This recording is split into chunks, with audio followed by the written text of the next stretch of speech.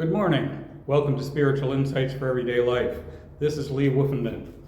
Recently, a reader on our blog asked in a comment a question of why God took 15 billion years to create the universe and not just 6 days, the way it says in the Bible, if you read it literally. And also, why did God create things by evolution and not just, like from cells and through different animal forms and through apes? Why did God create us that way instead of just creating us directly with the ability to reproduce, as has been believed by many people in the past? Now, these are difficult questions, and really I'm still thinking about them myself, but there are some answers that can be given that I'll offer to you. And for a longer version, you can look on our blog. I'll leave a link to the full article in the description, and also I'll link some more articles at the end that go into some of these things in more detail. But for now, first consider the difference between God and spirit and the material universe. God is outside of time. God is not in time and space, but God relates to all time and space from above and outside it. So to God, time doesn't mean anything. In the spiritual world, there's not time and space as we know it, but there is the passage of events, and there's a feeling of distance or nearness to people based on how close we are to them in love and affection. But here in the material universe, we have time and space, and everything takes place within time and space.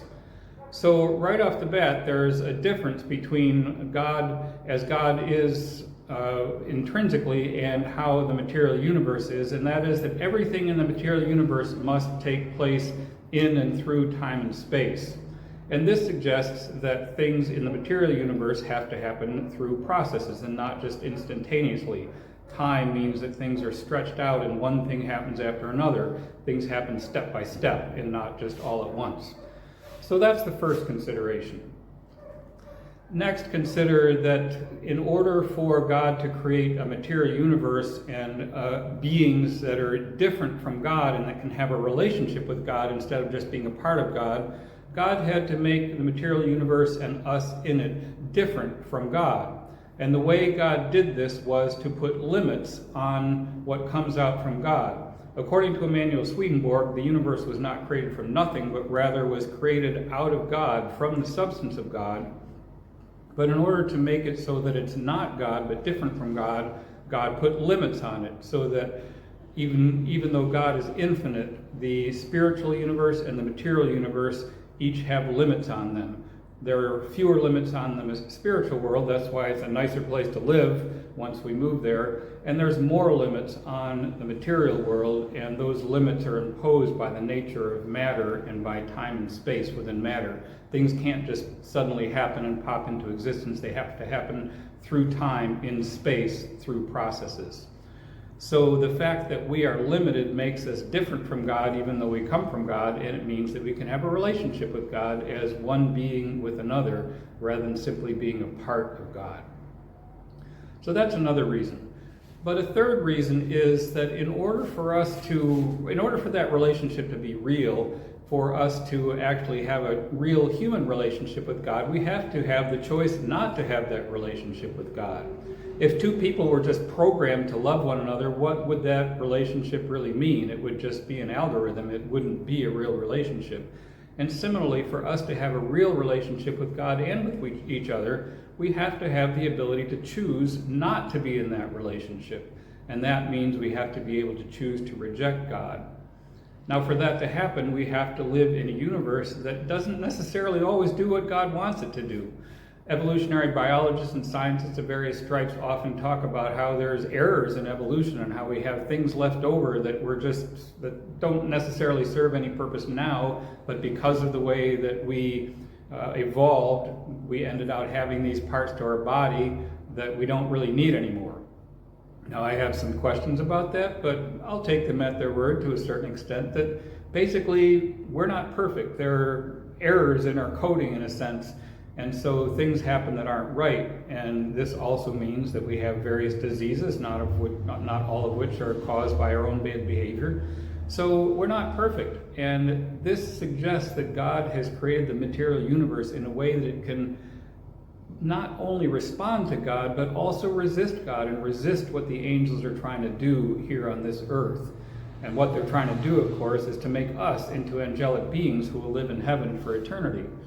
So the material universe both reflects and resists God's influence on it. And that means that it doesn't always do things very quickly. It doesn't always do things really the way God wants it to. It takes work, in a sense, for God and the angels to bring about the purposes of God here on this earth, to bring about specifically human beings. And it seems that it took about 3 to 4 billion years for God to do this from the time that the earth was created. There was this long drawn out process because God doesn't force things. God sort of coaxes and cajoles and leads and guides, but doesn't force the material world or anybody or anything to do what God wants it to do. And so this resistive material world took time for God and the angels to mold into something that could be us. And of course, before we came along, it was just God, because the angels, according to Swedenborg, are not a separate creation, but they are human beings who have lived and died and moved on to the spiritual world. But now that the angels exist, they also participate with God in doing God's work of creating us into angels. And it really is work. The Bible talks about 6 days of labor and 1 day of rest. It talks about 6 days of creation and the 7th day of rest, because it is real work to get this resistive material world and our resistive earthly self to move toward a more spiritual purpose. So these are some of the reasons why God took many, many years, billions of years in fact, to come up with what we are now, to bring us to the point where we're human. As far as how exactly we came from cells to humans, I'm not an evolutionary biologist, I'm a theologian, so it's not really my job to answer that question. But if we look at evolution, it's a step-by-step process. Life started with very, very simple organisms, evolved into one-celled organisms, and then from there, and as far as apes, they're just one of the steps in the process. Apes have a lot of what we have, but they don't have everything we have. They don't have our higher reasoning capabilities. And so apes were just one step in a long process of bringing about the human organism that's capable of hosting our spirit, which is a sentient and a self-aware spirit, one that has rationality, one that can think about God and spirit, which apes cannot do.